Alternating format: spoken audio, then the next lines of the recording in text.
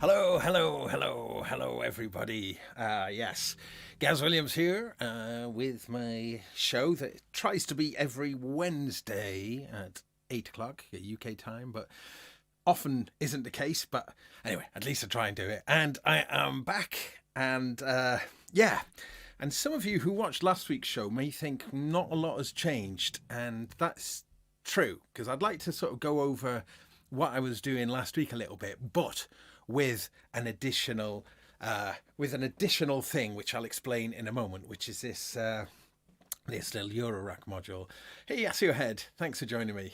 Yeah, so hopefully, I mean, I didn't announce I was going to be streaming tonight, so hopefully we'll build up a bit of an audience. And yeah, so please join me when I am live if you can, but if not, catching up with the stream is also cool. So always appreciate it. So thank you ever so much, everybody who does indeed watch my meanderings.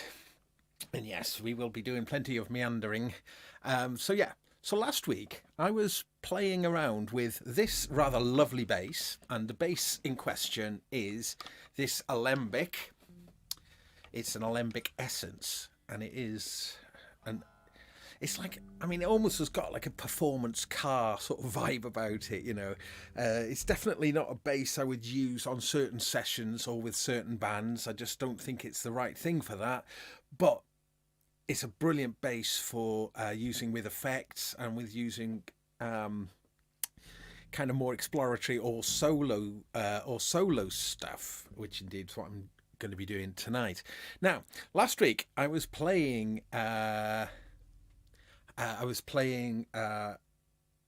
this through the Cosmos from Soma, and also the Cosmosis, which is just actually out of shot there. I could probably jig this over a little bit. Just going to check in. Asio Head, how do you feel about Warwick basses? Do I own one? Well, let's have a look what I got here. Gonna probably regret getting another one out.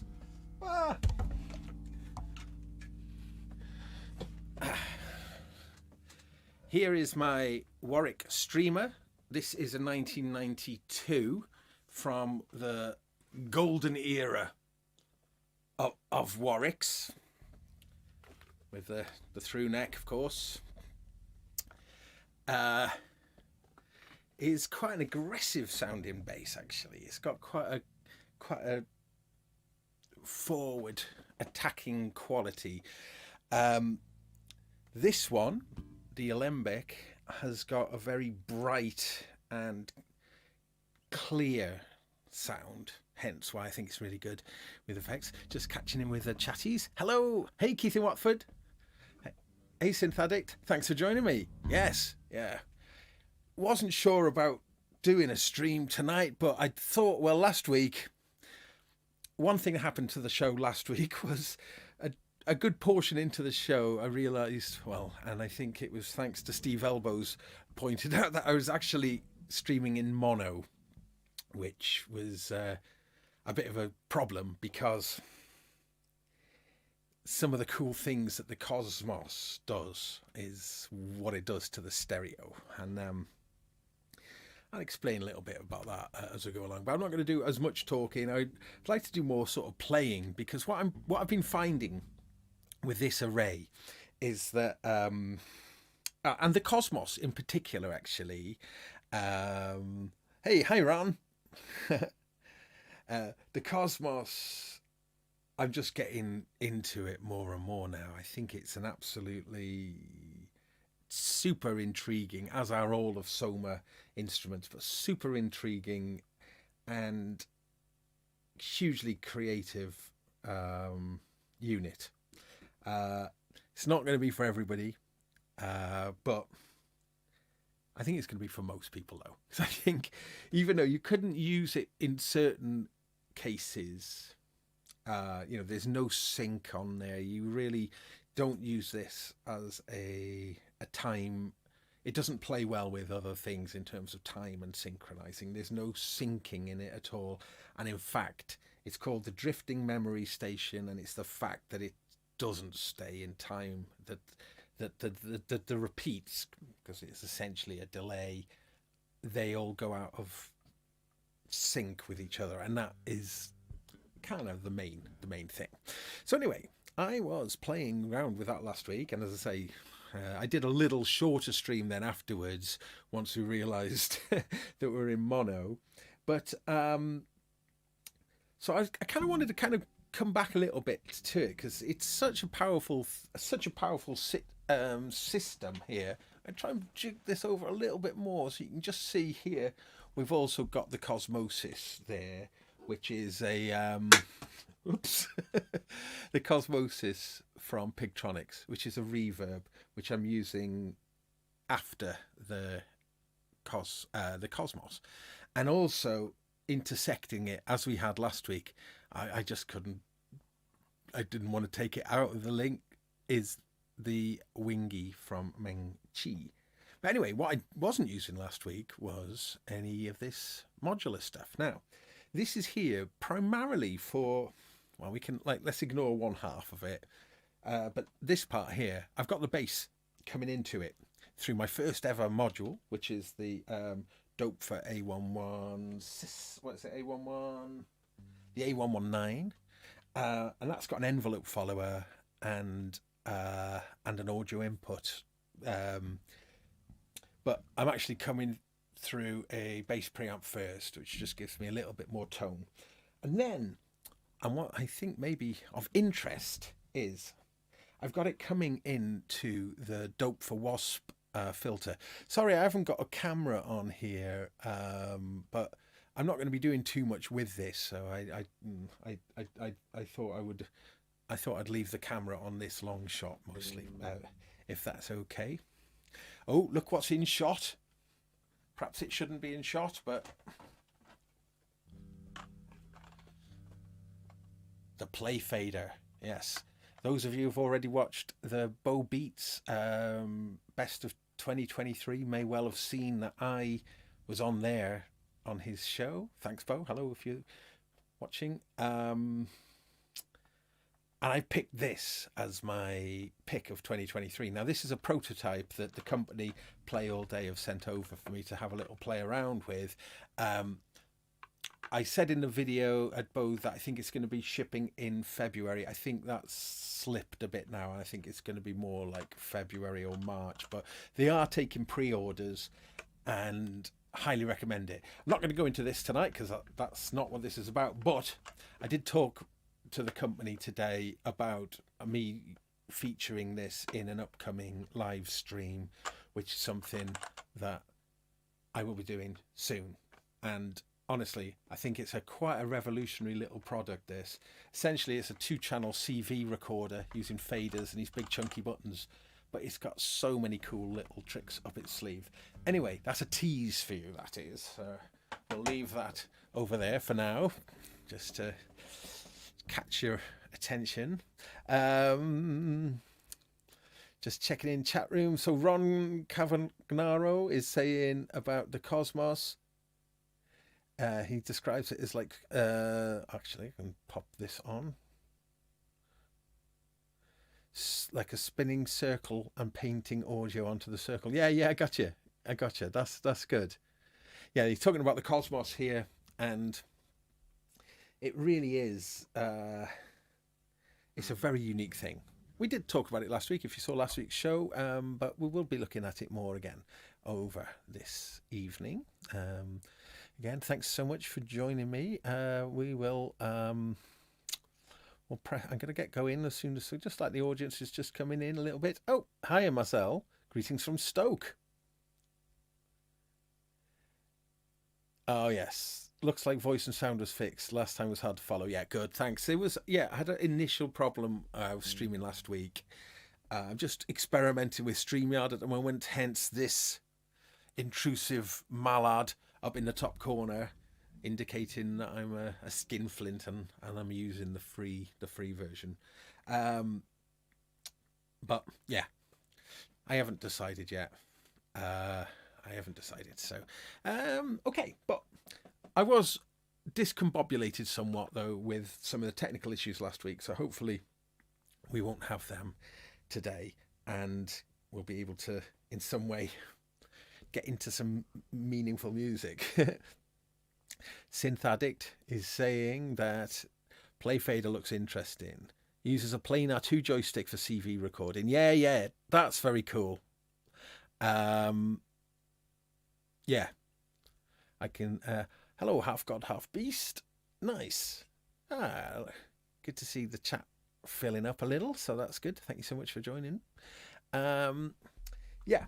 So anyway, yeah. So I was mentioning I'm plugged into this, but I'm also going through the WASP filter from Dopefer. And part of the reason I thought I would do that was that the WASP filter, I'm pretty familiar with it, but I'd not actually tried it and see.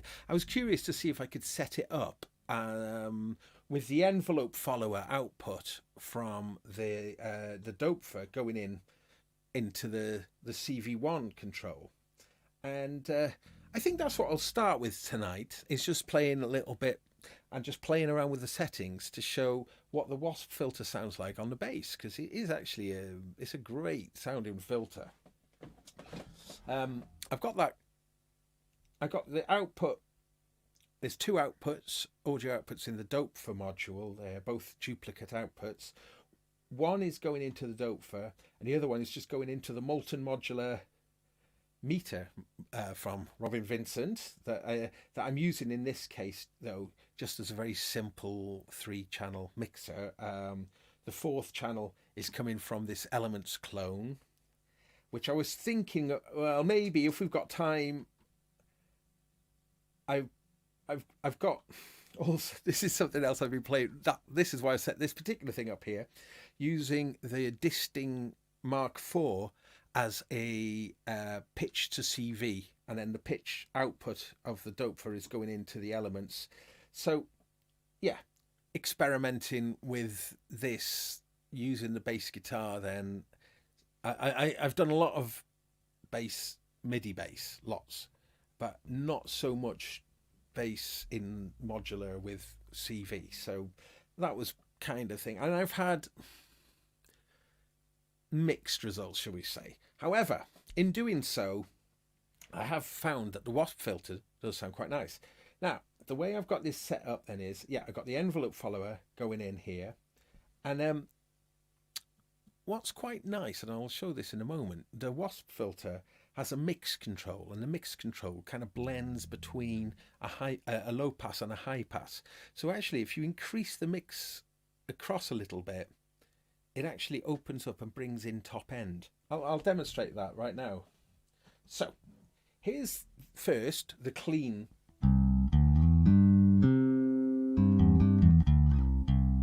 bass. And as you hear with this Alembic, it's the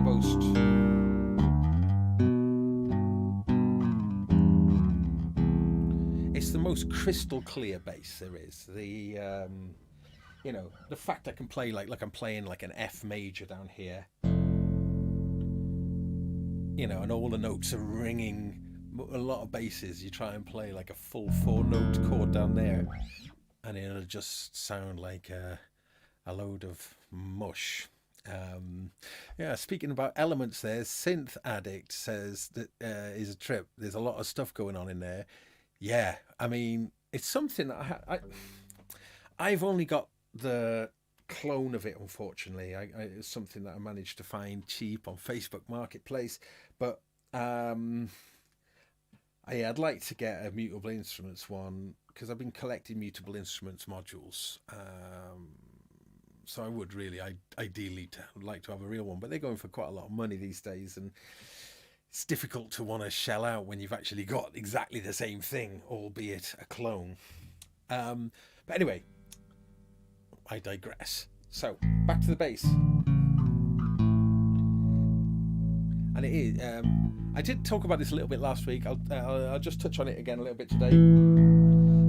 This has its own filter. The single tone control is actually a low pass filter with, I think it's 8 decibels of resonance that you can't really change.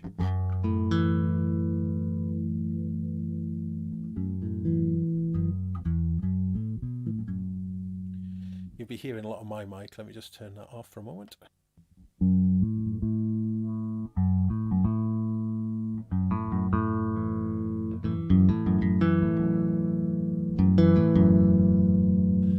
that's it fully open then. So nice to have that filter on the bass. I am, though, for the sake of this, I'm going to leave that fully open, and I'm going to leave both pickups on equal there. And then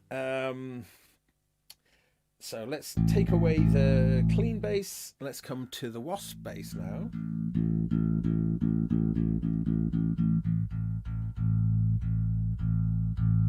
Now, so I've got the envelope follower. See, it's being sensitive to my playing dynamics.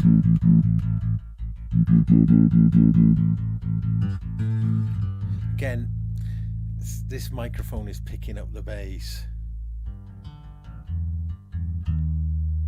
Half God, Half Beast says, yes, you can hear the resonance.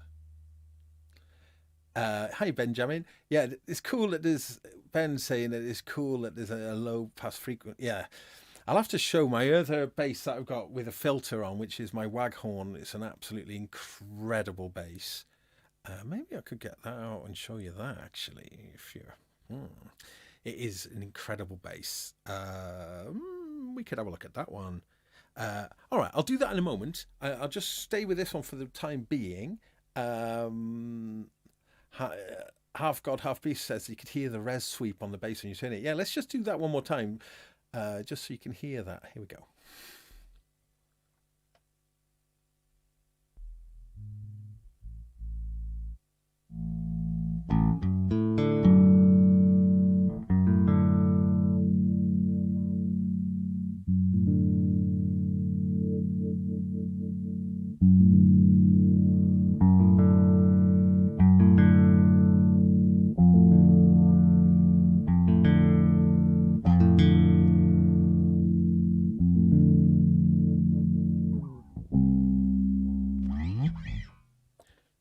So just reiterate that there, really. So,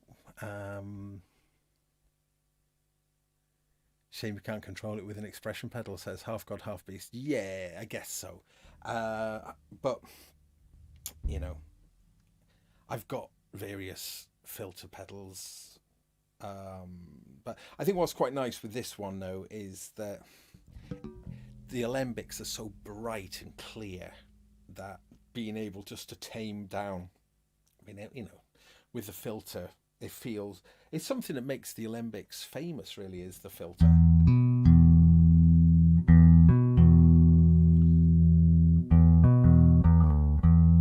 But anyway, but now let's compare, though, the sound of that filter to the sound of the wasp filter. I'll pull out the just going to take out the envelope follower for a moment. Okay, no resonance, just low pass only.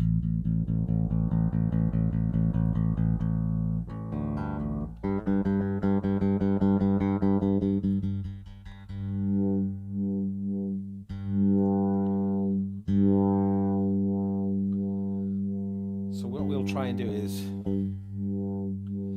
I have got an attenuator here, so I could change the strength, or I could attenuate the strength of the envelope follower. Well, let's put that in.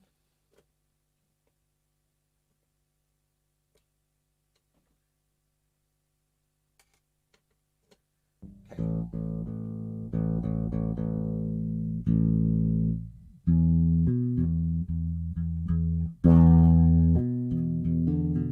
So really, again, the microphone is going to be picking up the bass, so I'll probably just...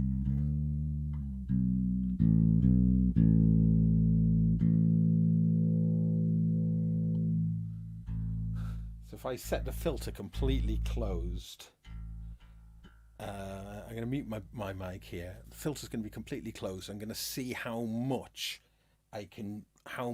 filter I can open by playing dynamics alone.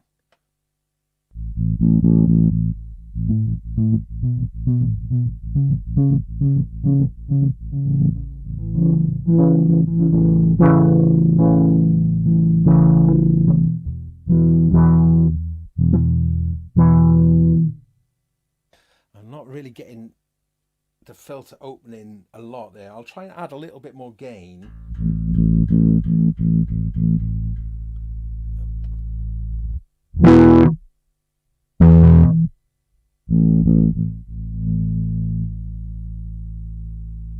That's overloading, sorry. So that's adding more gain on the Doepfer, which subsequently is giving the envelope follower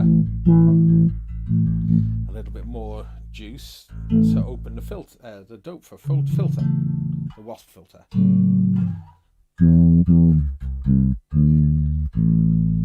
So it's a bit of a balancing act then, about trying to find the place where the filter your softest notes.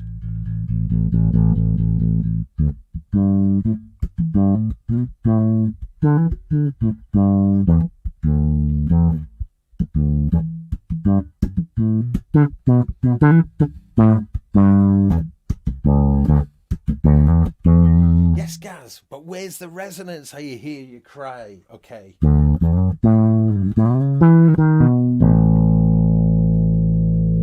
50% resonance now.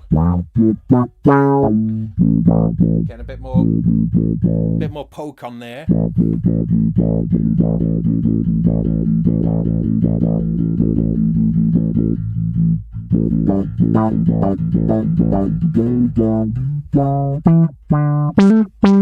Oof.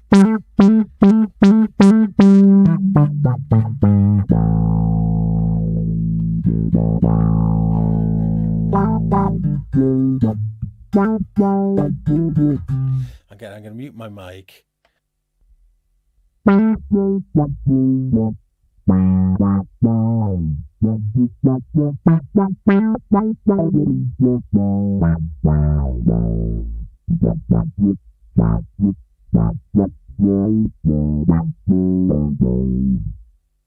Now, I haven't got my compressor in the circuit here, but on my live pedal board, when I'm using a lot of filters, which I do a lot with my live rig, I do have a compressor, an analog compressor, which really helps kind of keep those harsh elements, especially when you've got the resonance turned up a little bit. But okay, I'm going to go for more resonance now. Let's go for a lot. I'm going to turn my mic off again.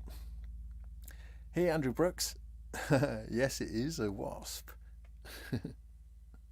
Hey, at the disco machine. Oh, I got to put that up. Back with another block rocking beats. Yeah, nice. Thank you. Okay, so take my mic out.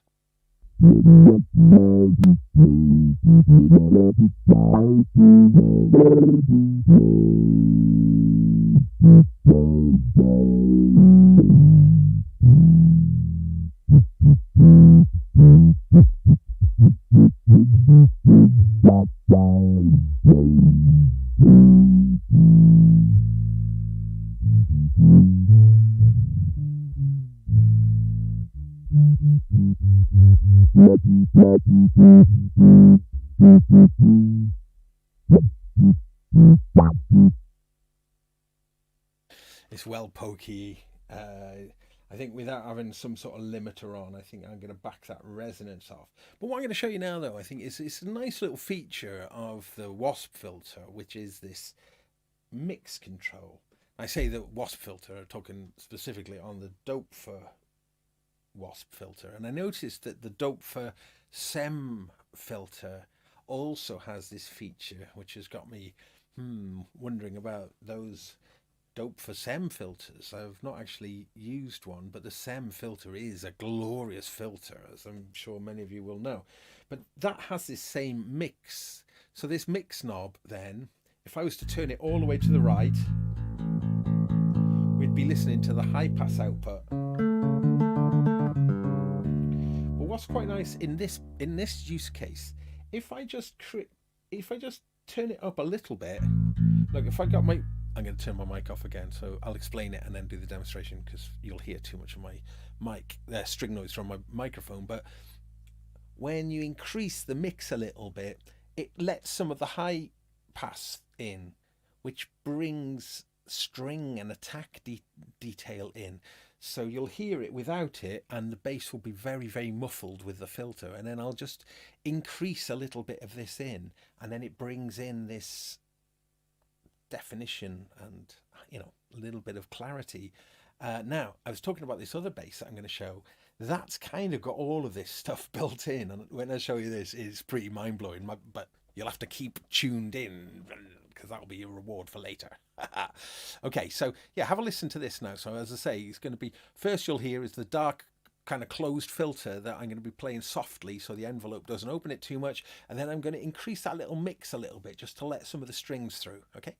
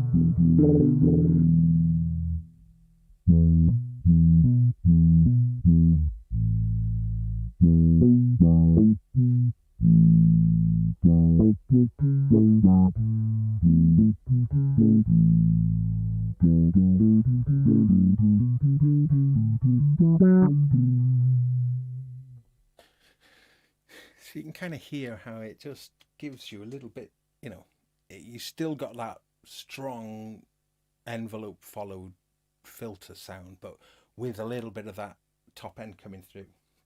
Okay, so another feature that the Wasp filter has is it has two CV inputs, both of which affect the frequency, the cutoff of the filter. One of which is a fixed amount, which is what I've in CV1. So I've got the envelope follower going into CV1. But if I wanted to attenuate that, I could plug it into CV2, and then CV2 on the Wasp filter gets its own attenuator.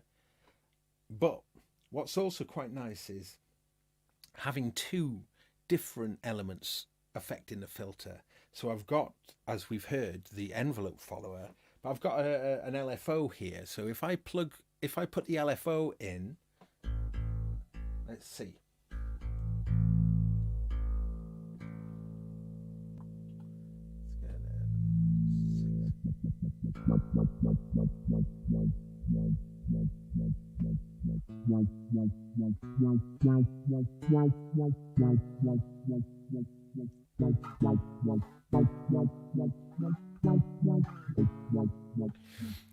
You know, which is an LFO controlling a filter cutoff. But what's kind of nice I've been finding is I'm going to turn the mix down so we're only getting the low pass sound through.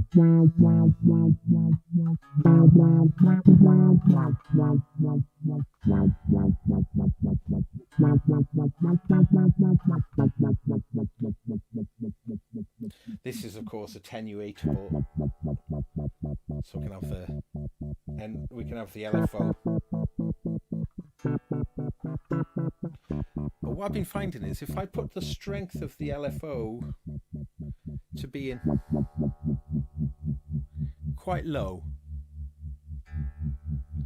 here, what I now find is I can optionally control how much of the LFO is affecting the filter by varying my playing dynamics. So as I play harder, the envelope follower is keeping the filter open, and then because I've turned the strength of the LFO down, you know, the envelope follower is kind of winning, so the bass is sounding like the filter is open. But then as I play softer, the softer I play, the more the effect then of the LFO starts to come in. So I'll try some of that. I'm going to turn my mic off again.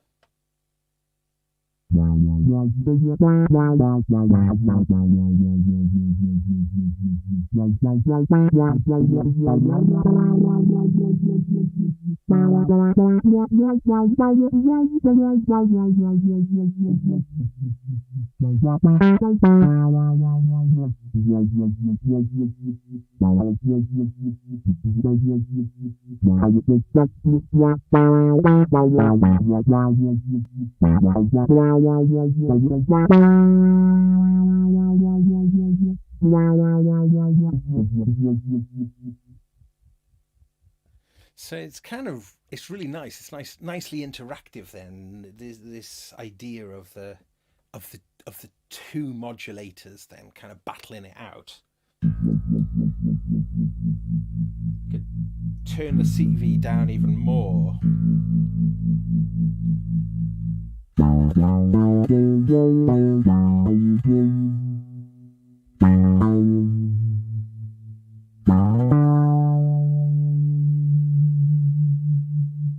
Let's make that LFO really fast. Or certainly faster.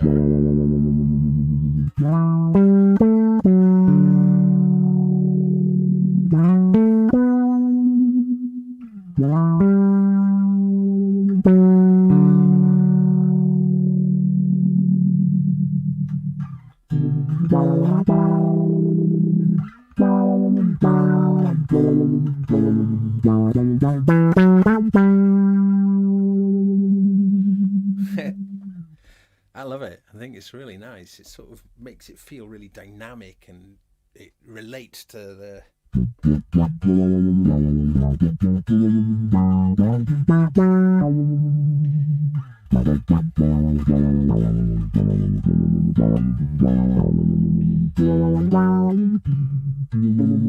yeah. So yeah.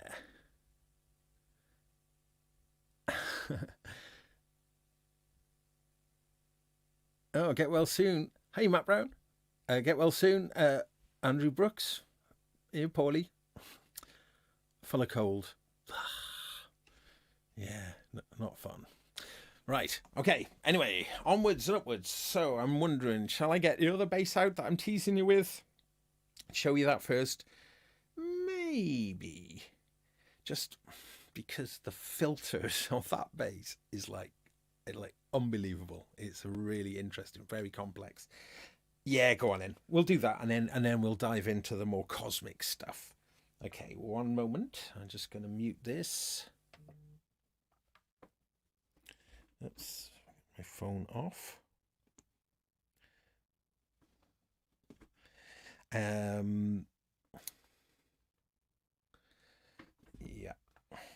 Let's get this. So the bass that I'm going to show you, I think I have shown it once before, but was actually built in Bristol by an incredible luthier called Tom Waghorn, and Waghorn Guitars. And they are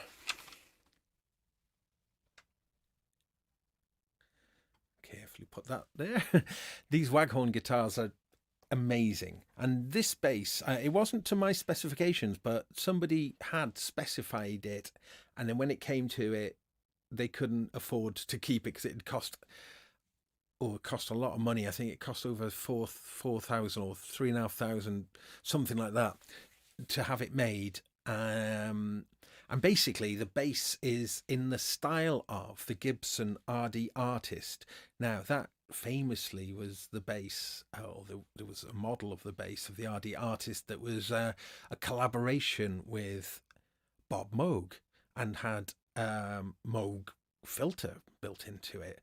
I think it may have had a compressor in it as well, but certainly electronics by Moog. So what this bass is the same shape and look as the Gibson, but it was combined with the finish of and the look of a Les Paul Custom, I think, or a particular Les Paul. It's a beautiful instrument. I shall get it now, but instead of it having the Moog electronics, which I think were only available for a very short period in the 70s and were quite notorious for reliability, I've heard, there's this other system fitted into it which has some similarities. Now let me go and get the bass.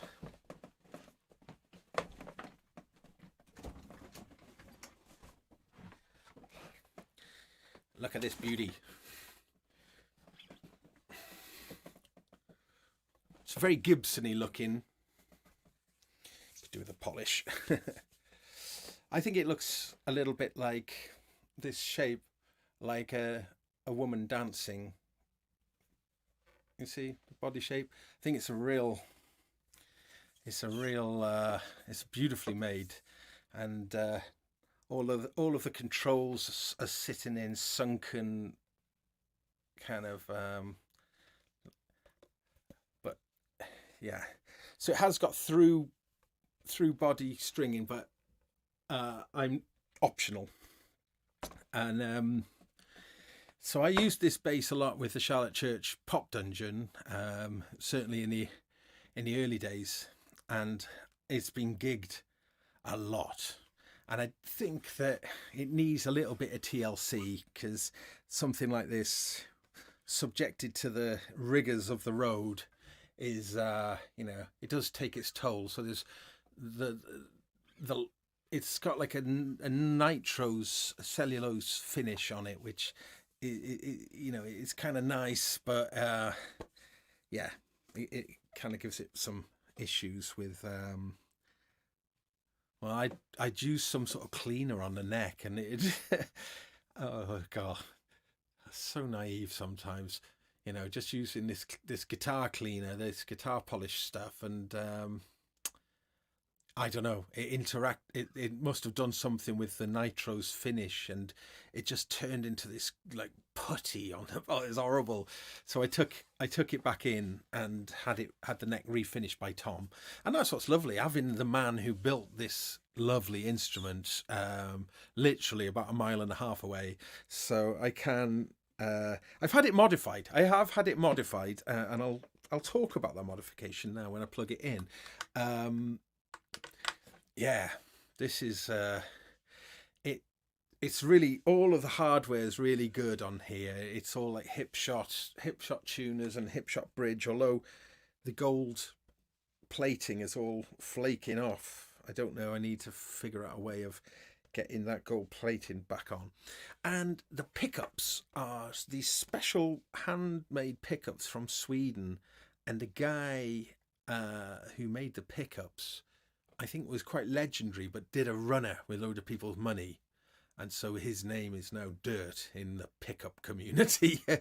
But this one, I can't remember what his name is or what the company's name is, but that's where these pickups have come from. And then the preamp, I think, is an ACG. It's a Scottish company, I think. I don't know if it's their design, but I think that's what it is. And it's the most sophisticated tonal control that I've ever come across on a bass guitar. It's similar to the full Alembics. My Alembic here is the Essence, which is meant to be the essence of an Alembic. It's not like the full fat version, whereas this one is more akin to the full fat one. Concentric knobs, half god, half beast. Edna's Disco Machine loves the fretboard. Yeah, it's got these really nice inlays, these lovely block inlays. And yeah, Mara, hello Mara. Mara's saying very classy with all the binding and the nice flame. Yeah, this is a lovely instrument. It's but anyway, let me just first of all just check my tuning.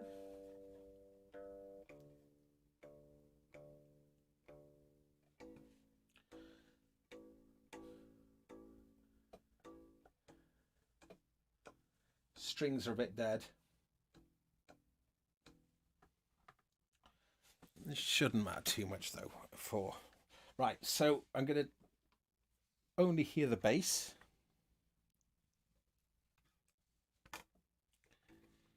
It should work unless the batteries are flat, which there is a good chance that it might be actually. which has then scuppered this whole, unless I can find some batteries. Let me just check.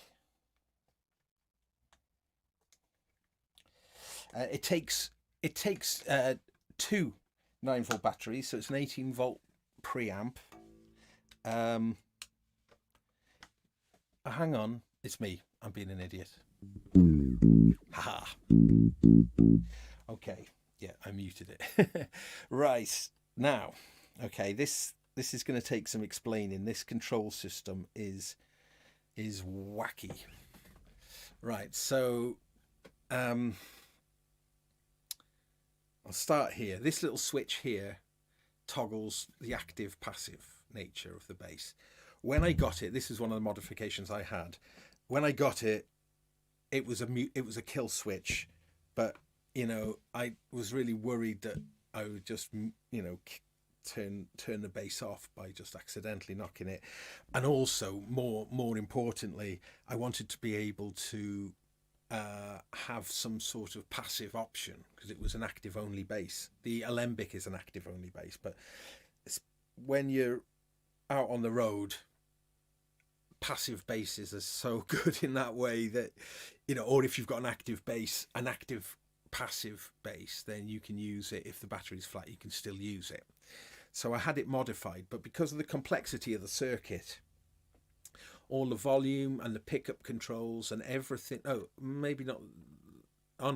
of the controls are don't work when it's passive.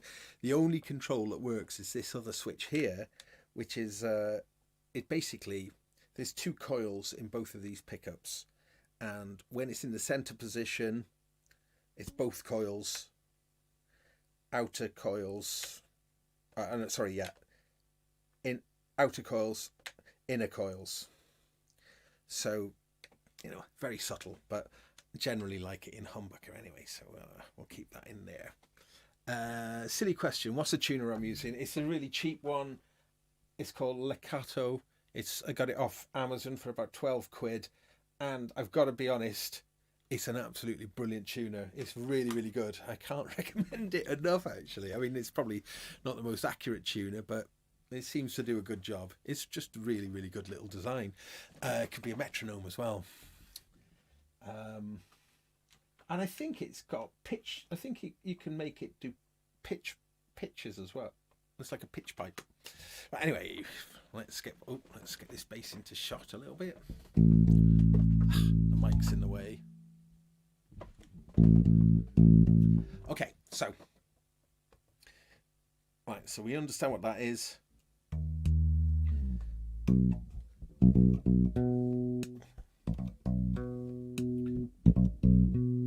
Strings are really dead.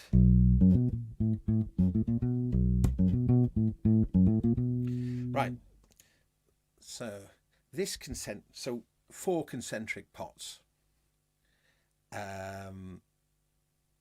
Edna, I think that as a little tuner for your modular, it would be great. I've used it, and I mean, yeah, it's not going to be as sensitive as some, but I don't know. It seems to work really well. Okay, so get a 70s pub vibe from this bass. Yeah. Right. Volume and pickup pan, as they call it, which is, you know, the relative volumes of the both pickups. But where it becomes interesting is in the other 3 controls. And what we've got is each pickup gets its own low pass filter and resonance. Okay. So if I put it on the front pickup,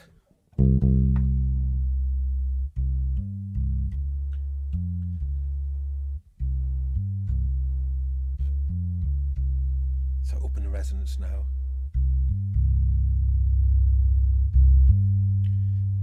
And now with the resonance cranked, let's just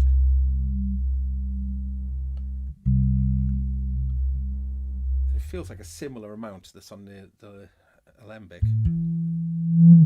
No, a bit more.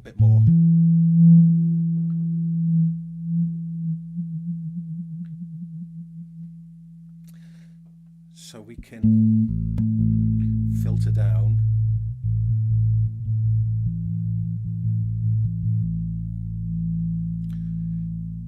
Half God, half beast got a tuner from a charity, free for volunteering in a charity shop. It's great.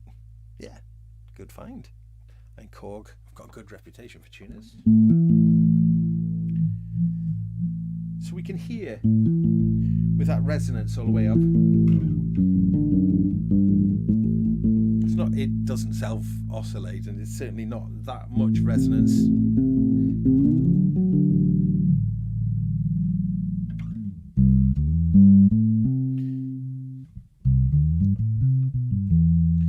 Now, if I go to the back pickup, we got the same again. Let's crank the resonance.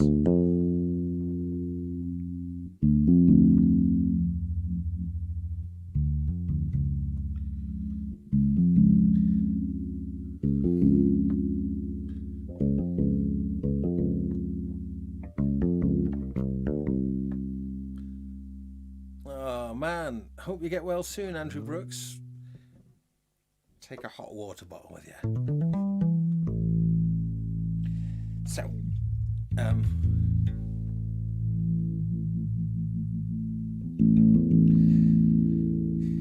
So it becomes, now I haven't mentioned like the killer feature, which is this set of knobs, and I'll talk about them in a moment. But what happens is here is like if I put on both pickups now,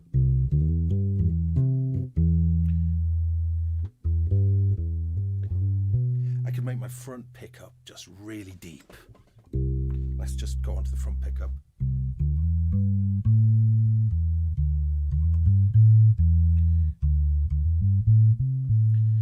And then the back pickup, then a little bit more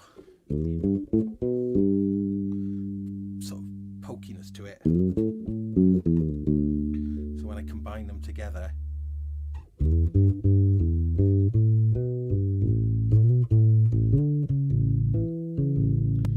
so it's getting like quite complex because you're getting that big bottom end from the front pickup, but then the back pickup gives it that little, puts a bit of a nose on the note, doesn't it? Now, this other set of controls here, what this is a separate high pass circuit with volume, and it taps that before the filters. So what that allows you to do then is have some top end, and you can choose like the point at which the high pass, you know, you can change the frequency of the high pass, and you can then, but rather than it being resonant, you've just got like a level control this time. So with the level all the way off, well actually if I put the filter, if it's fully open and I bring it in now, you won't really hear very much of it because the high pass is, it's like it's only letting the very high stuff through, of which there's not very much at all. But as I bring this over now,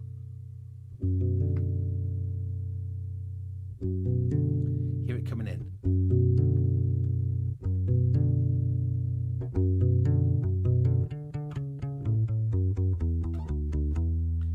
I can turn my mic off again and then have a listen to then how the how that high pass, when you add the high pass in, what it brings is it brings in attack, it brings in string sound, so it, and you know, lots of definition. So just turn my mic off while we listen to that.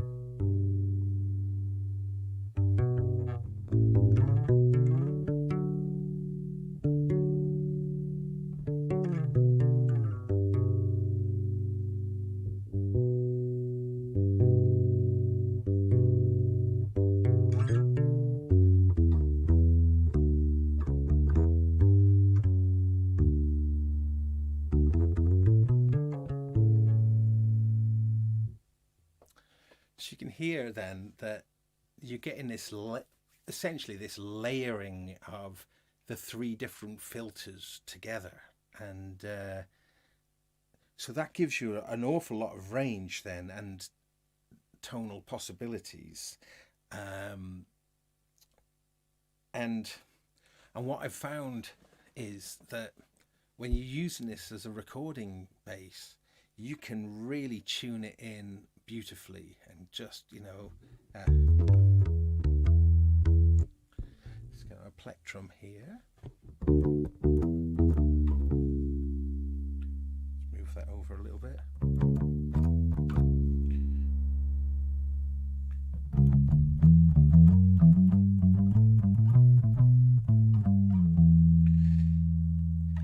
But what I also found is that is way too much control for live, or rather, you know,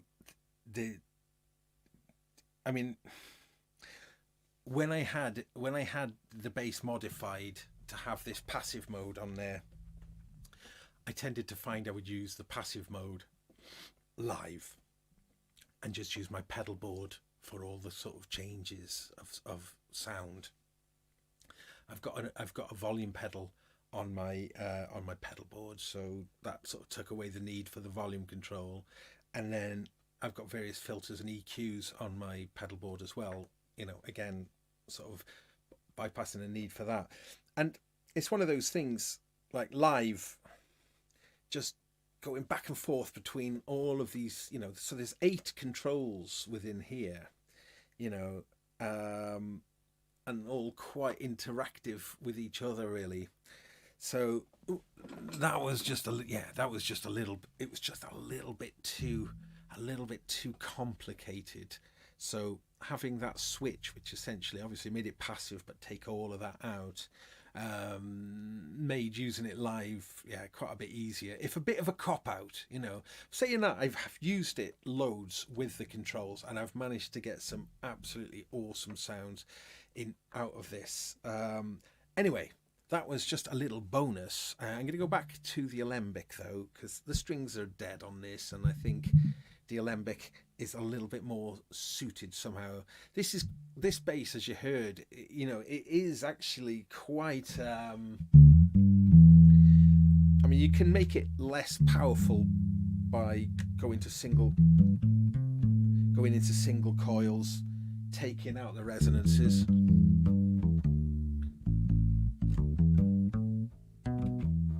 But when you, like, I played that chord of F earlier on the Alembic. If I play it on here, it's a very different thing.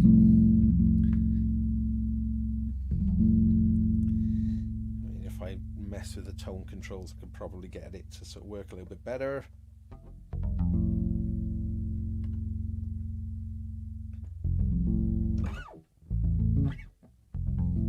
I mean, and this is a very, very fine instrument as well, so I mean, it should sound pretty good. But yeah, going to go back to the Alembic. But I thought I'd just show you that though, because it seems we're talking about filters on bass guitars. So yeah, so this one and the Alembic. I mean, so the Alembic simplifies it, doesn't it? It just takes it down to essentially these 2 controls in this and a single knob that does the job of 6 on here.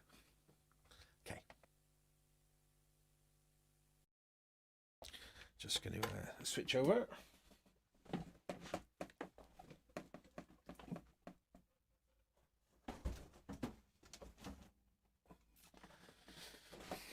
Okay. And back to the Alembic. And they are extraordinarily different instruments, as are all my basses. So the Warwick Streamer that I have here is a much, this is, I can see why Warwicks are really popular with the rock brigade, you know, the metalers and stuff. This one has got a very aggressive sound to it, and you know, the neck, it's not massive, but it's got a bit of heft to it. Yeah, really lovely instrument though, but we won't get into that one. Yes. So I'd like to do more bass guitar content, really. It's such a deep passion, but I'm really interested in this kind of meeting ground, really, of guitars and basses and technology, hence the little setup that I've got tonight. Half god, half beast, love a good bass sound. Good bass guitar sound, yes. Yeah, me too. Right, yeah. So it's funny coming back onto this one after the other one. You know, these tone controls are just, they're so, I mean, you know, yeah. So what we had on that other one, we had like 2 switches and 8 controls, and here it's just simply 3 controls. So let's get it up on here. Yeah.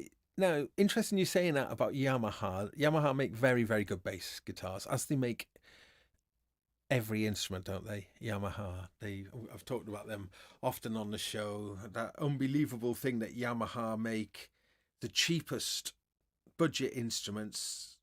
Not the absolute cheapest, but they go from budget instruments right up to high-end instruments in every single instrument category, in every genre of music.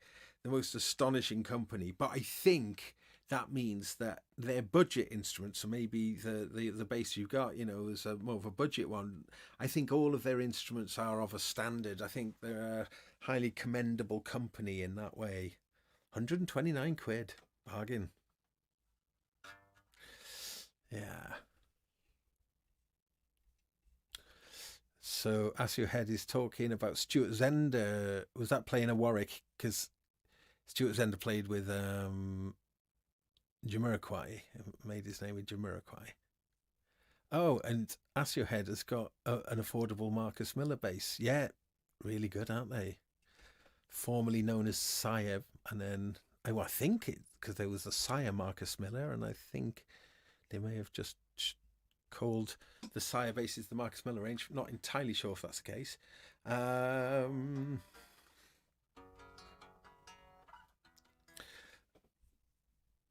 Edna's Disco Machine is saying a friend's got a Yamaha SG clone and it's stunning. Yeah, I wonder if that's one of those Yamaha, what's it called, that classic Yamaha guitar. Yeah, really good. I have, for my sins, and I've no need, you've seen I've got quite a lot of basses. I have been looking at some older Yamaha basses.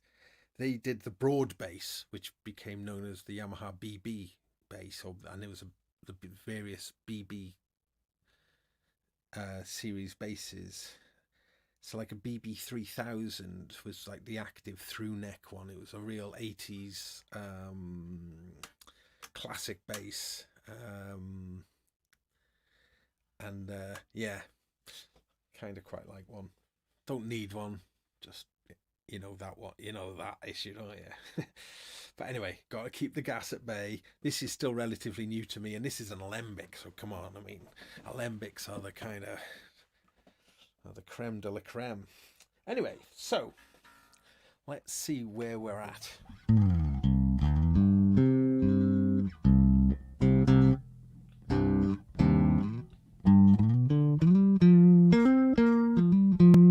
So this is so different to the Waghorn. And who mentioned that the Waghorn sounded woody? No, not that one. Where there was a comment somewhere saying that the bass sounded woody. Oh yeah, there we go. Half god, half beast. Yeah, but you couldn't describe this as woody. And that kind of biting clarity that Alembics have is certainly not to everyone's cup of tea, and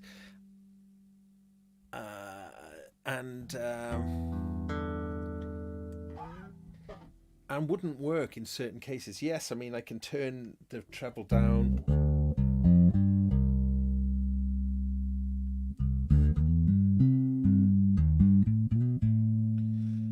Still doesn't really sound woody though, does it? Just, but yeah. I mean, I think it can sound quite P-bassy with a filter set around there.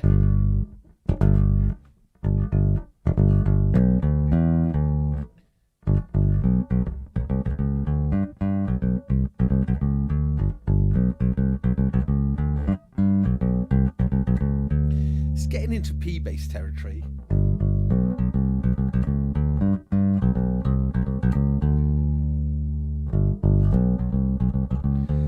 But yes and no. It's sort of, you know, it's its own thing, I think. But yeah, but where I really like it, as I say, is when we put it through this kind of stuff. And so last week I was playing with the Cosmos, and I think I fancy doing a little bit of that again, because in the week that's gone, I've found myself playing with this setup quite a lot. And the Cosmos is an absolutely remarkable and inspiring piece of kit. So I'll start off, and I think I did this last week. I started off with this in a very, very simple way where I've got no feedback, so there's only going to be one repeat. I'm going to be running it as the dual delay, so with 2 delay lines, but I'm going to have the blur and the drift sort of turned off, so it's almost as traditional digital delay sound, with both filters bypassed as well. So took it into record, and then if I was just to play something like this,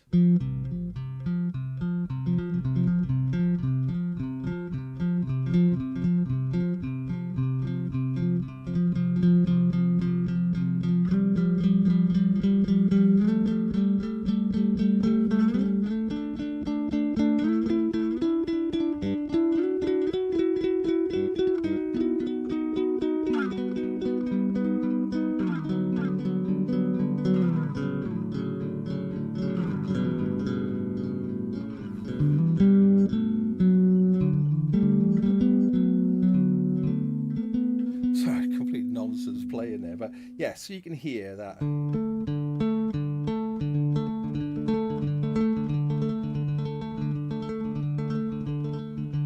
If I lock the feedback down on that,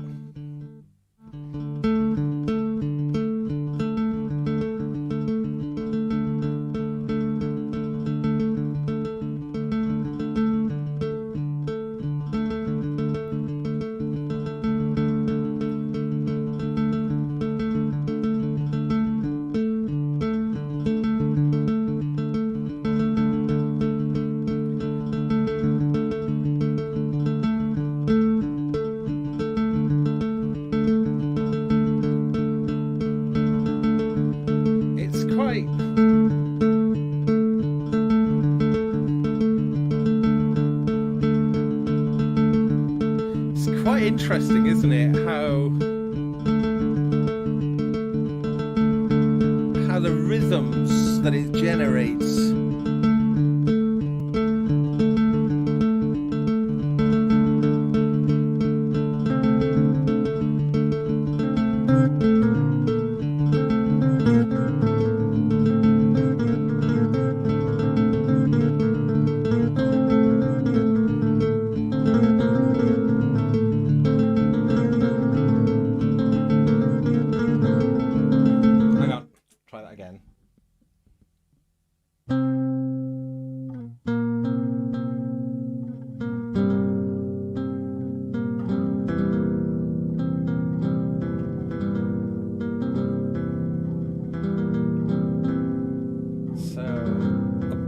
filter now,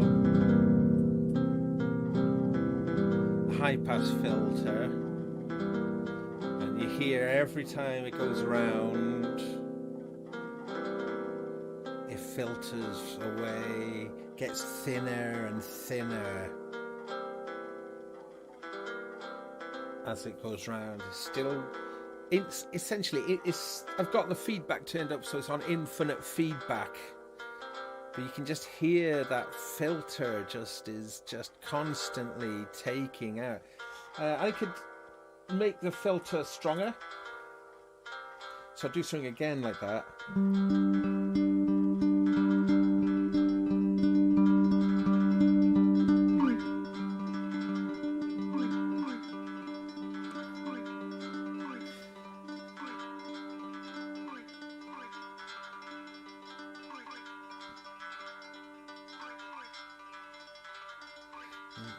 So you can see that the bright end of this bass guitar sort of lends itself to some of this stuff. So like, ooh.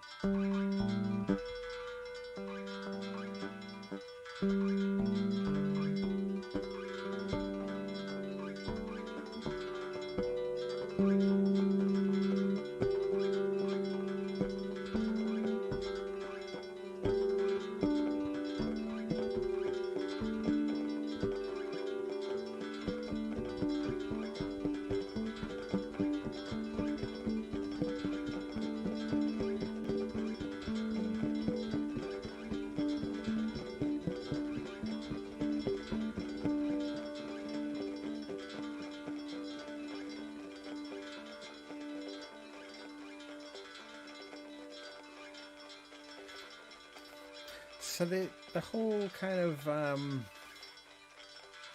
the whole ethos of this Cosmos then is for this drifting, you know, the drifting memory station, for these delay lines just to kind of do strange things.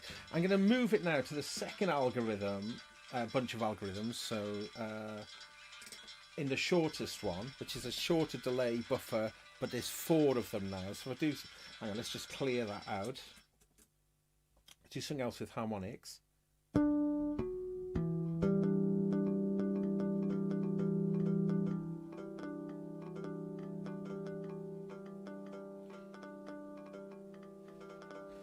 Might take the filter. Oh, reversed it then. Well, that sounded nice. Take out record.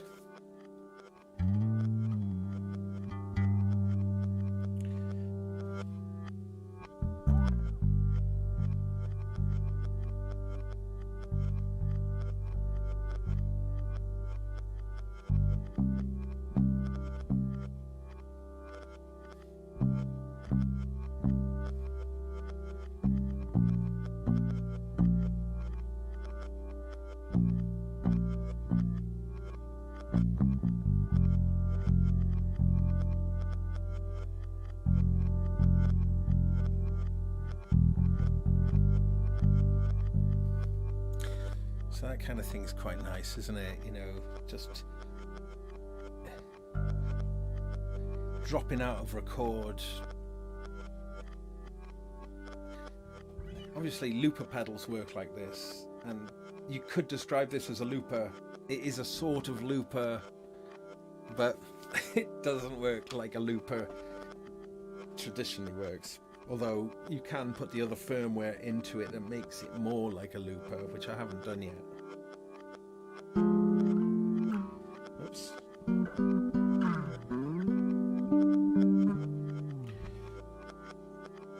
And then this firmware, I apologize, I did say some of this last week, but this firmware is not the standard firmware. It's almost the same. It just changes the drive control, and it turns that into like a pitch control.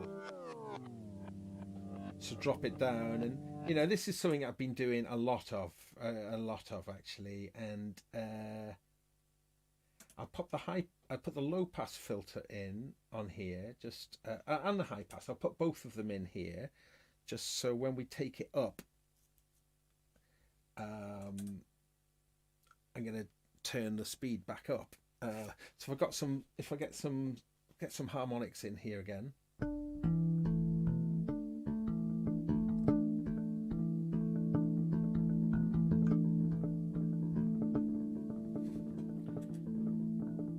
Right.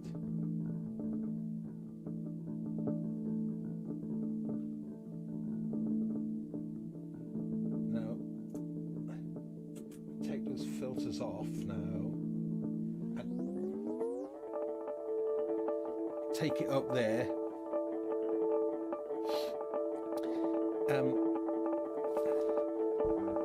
So I was having a conversation earlier about the Cosmos, and one of the things that's quite nice is that you can change the algorithm. So all this stuff is going on.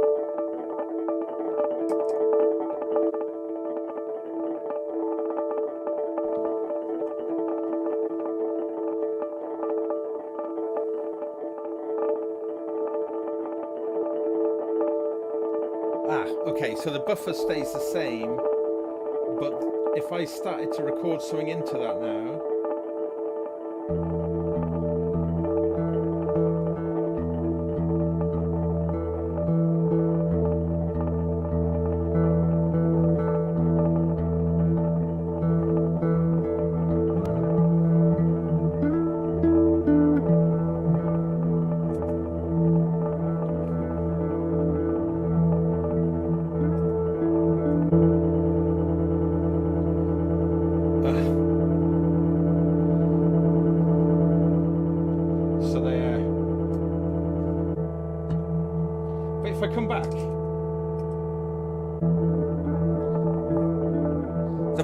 is all still in the buffer. So when you go to the different algorithms interact with the buffer, but the buffer kind of, I mean, I added some more notes into the buffer there, but down to the 2 delay lines.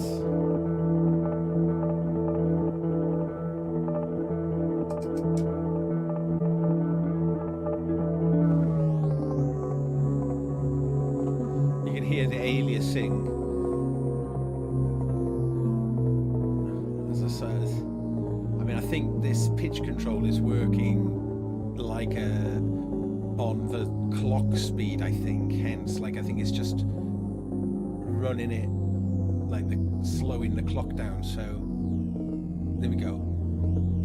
You can hear some of that sort of aliasy, whooshy sort of noise there.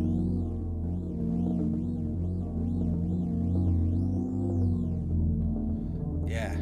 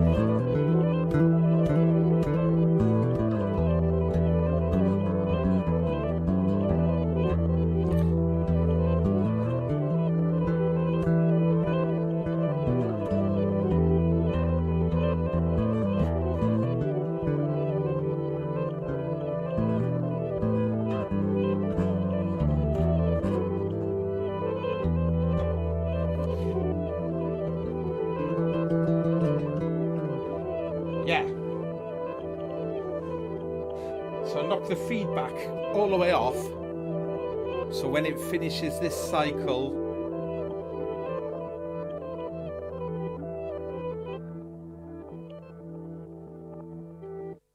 it goes.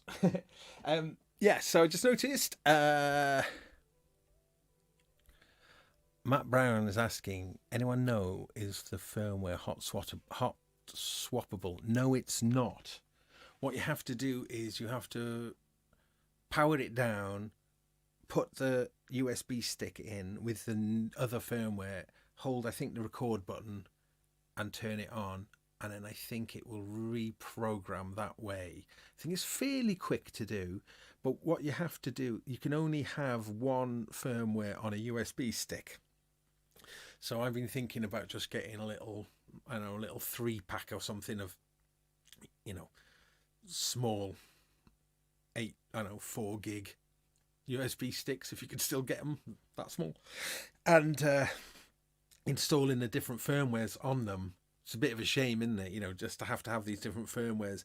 I'm hoping, and I can't really understand why they couldn't do this, but I'm hoping in the future they will bring out a firmware that will let you maybe hold down another switch, and when you turn it on, it will kind of have that functionality, or the looper functionality, because it does seem a bit strange that this really big unit doesn't have the facility to do that. To be able to swap the controls out. Hey, Lady Aptitude, thanks for joining. Thanks, Ron. Nice. So, but yeah, you could swap it out when live. Yeah, you could. It would take... I haven't got the USB stick to hand, but I guess you could do it. I think it might be a bit risky, but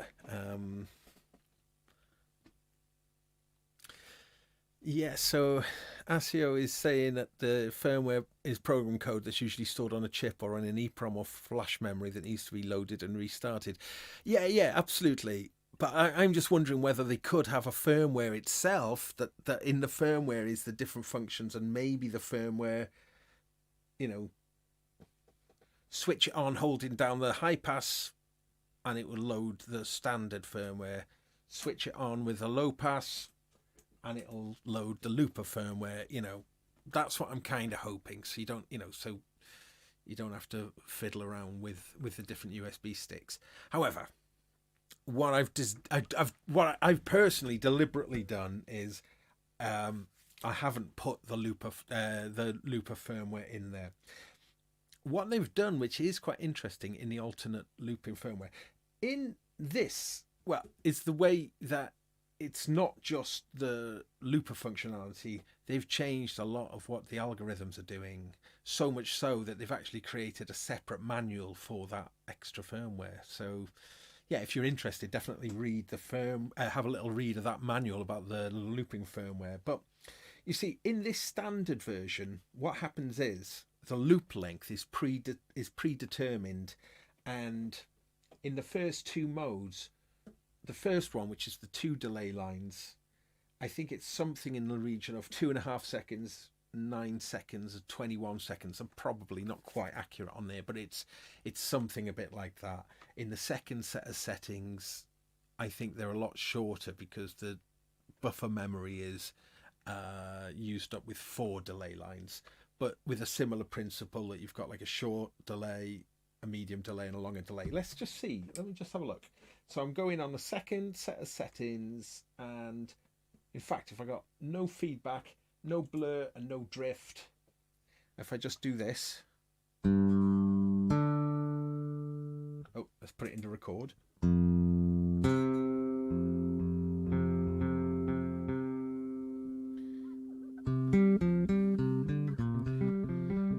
Yeah, so maybe just under 2 seconds, not sure. Maybe 2 seconds.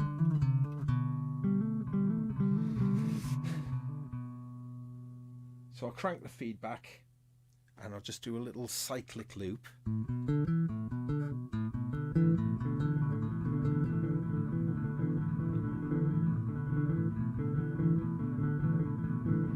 Let's get thinning out a bit.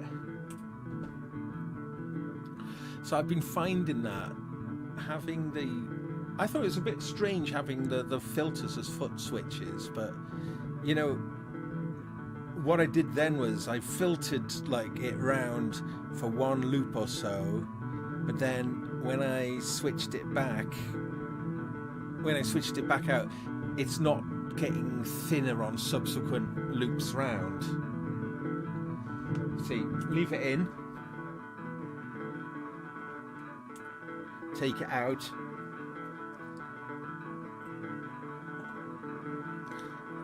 So, you know, obviously in the feedback, every time it goes round, the filter affects it, or in this case, by bypassing it, take it out again, let it thin out a little bit more,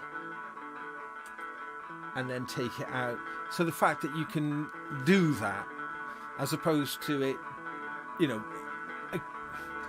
I've not used this on the floor very much, only once. I mostly like having it so I can reach the controls, but I'm imagining doing some sort of gigs with this in the future.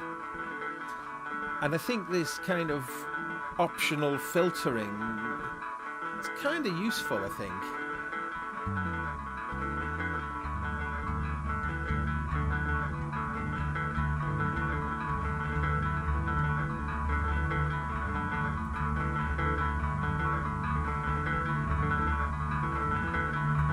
Okay. Yeah, so yeah, I'll probably stream for another 8 minutes or so. So I probably should do some playing. Really, I've done a lot of talking tonight. I was intending to do the exact opposite, but hey, started talking about basses. I can talk about basses forever. And like what I was showing last week as well, I've got the wingy here, and like when you get something going, and it's looping around, and then you start playing with the wingy with it, it opens up a new thing as well. So let me get the filter working.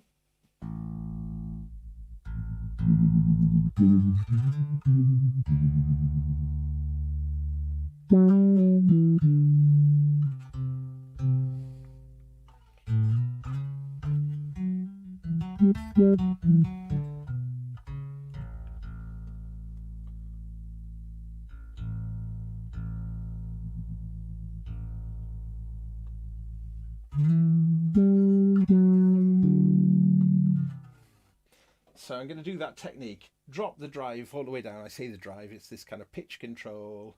I'm going to put that one in there, that setting. Feedback set to the 1 point, which is infinite repeats, or just a little bit under. And leave the filters off on there. And again, I'm leaving the blur and the drift off. And we'll increase them as this thing goes around. Before I go any further though, ASIO Head and Synthetic talking about this idea of some sort of alt switch bootloader or a power up option would be cool.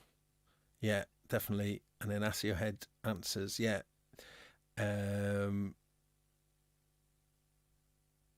Yeah. I can't see why not. I can't see why it couldn't function like that, but Soma is as Soma is, you know, and they do their thing. And I want them to remain in that kind of, you know, uncompromising creative space that they've created for themselves. So yeah, I'm quite happy with it being what it is, I suppose. But yeah, but it would be nice to be able to play with the different firmwares a little bit easier. Okay, but I'm going to play with some wingy now and with some of this. So let me just think about what I'm going to do. Okay, I'll play a D in D.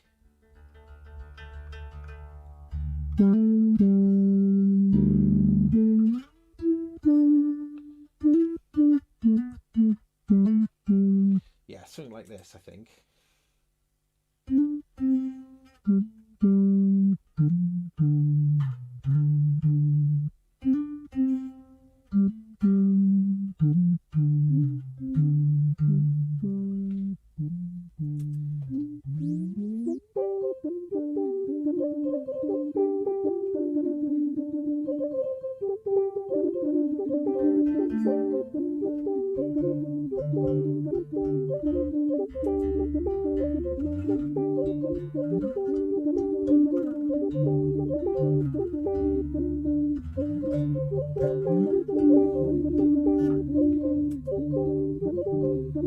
Now, so I'll feed this into the wingy.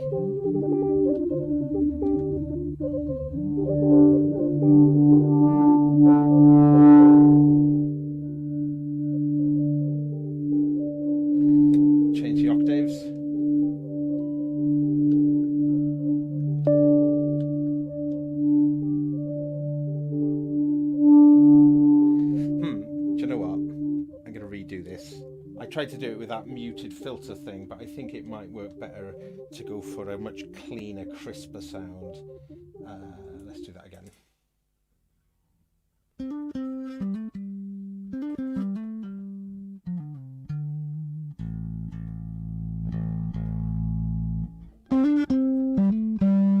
Oh yeah, I'm driving it a little bit. There are helpful clip indicators on the Cosmos.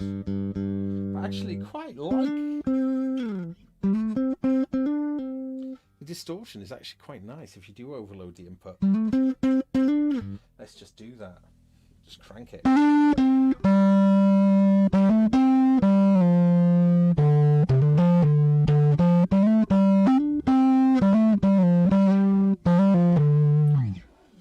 It's not horrible, is it? Let's take some top off there.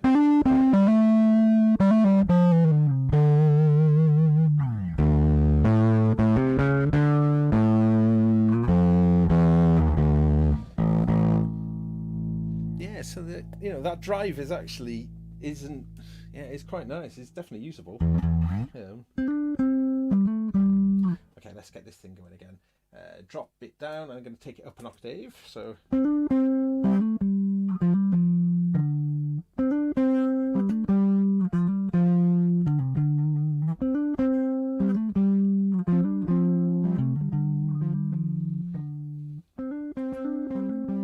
Off it goes.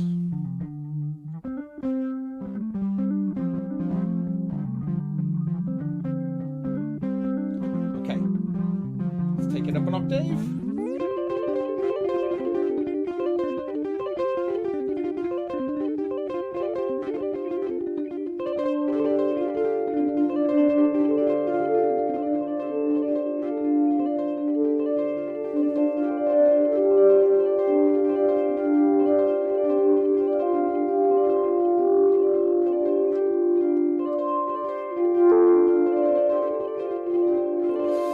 Now this is where putting the Cosmosis in now just finishes the deal now, doesn't it?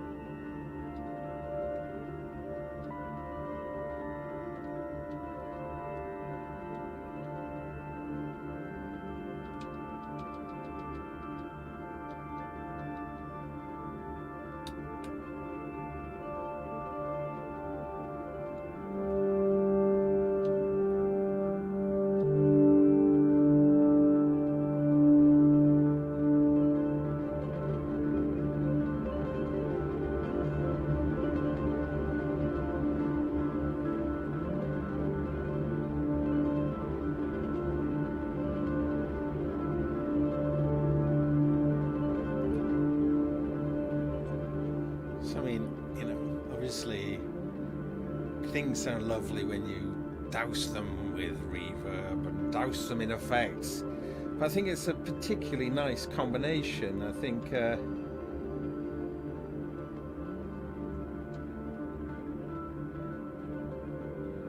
wingy though is just so cool.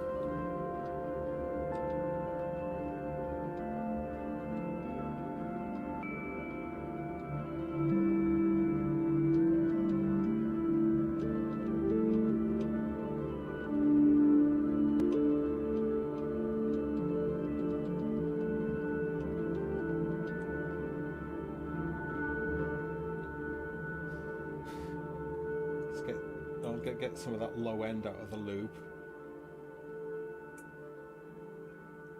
That filter trick.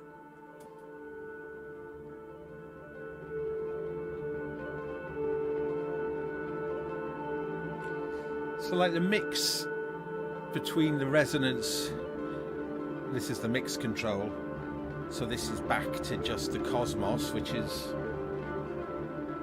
quite overloaded now. Back that off a little bit. And then blend in now the wingy. Yeah, this is the wingy. It's W-I-N-G-I-E. It's this little resonator here. So you've got two keyboards essentially. You can just about make them out. Where that allows you to pick. You can pick what notes it's going to resonate at, and there's a few different modes as well. So here I'm just stepping through the different modes. Oh yeah, wingy 2, that's a good point. It is the wingy 2.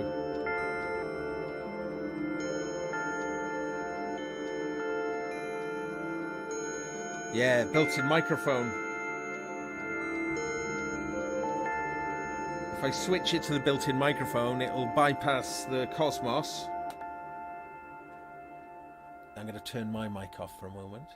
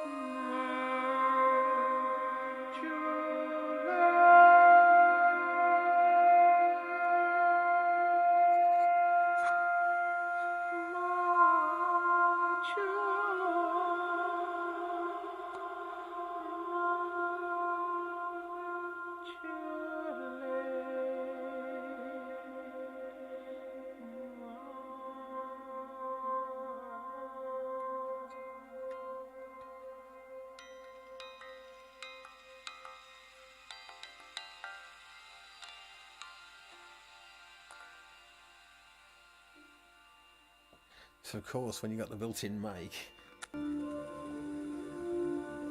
all the clicks and all the button click and all the switches and stuff kind of ping through really, really loudly. But yeah, it's a great little box, that the Wingy 2. Not particularly expensive, and you know, it's a pretty joyful thing. It's a really cool thing. Right, well, I think I didn't want to stream for too long, and I've already streamed for ages. Thank you so much for joining me tonight. Hope, you know, it's pretty chilly in Bristol tonight, so I think winter's definitely here.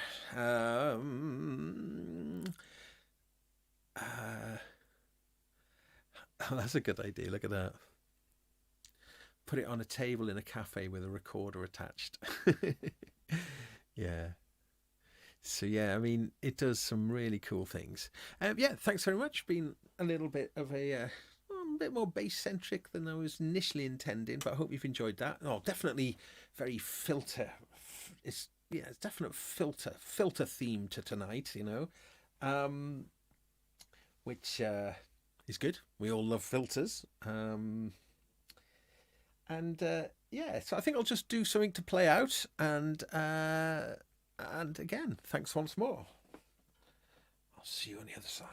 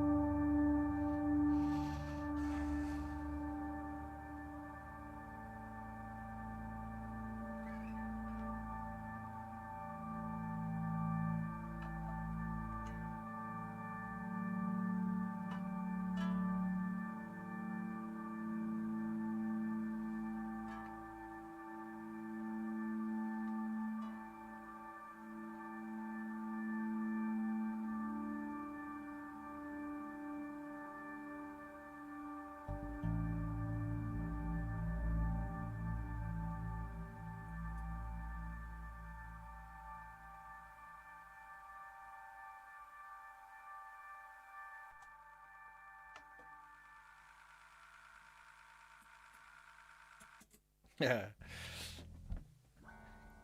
Cool. Thanks ever. Say that again. Thanks ever. Can't speak. Thanks everyone so much for joining me. Yeah. Hope you've enjoyed it. Please consider subscribing if you haven't. I know most of you have, so thank you so much for that. But yeah, okay. See you soon. Thanks once more. All right. Hey Jim. Jim Glue. Just all right. Nice. Thanks everyone. Steve, Parry, thanks for turning up, and everybody else for contributing. Thank you very much for a very enjoyable evening. See you soon. Bye bye.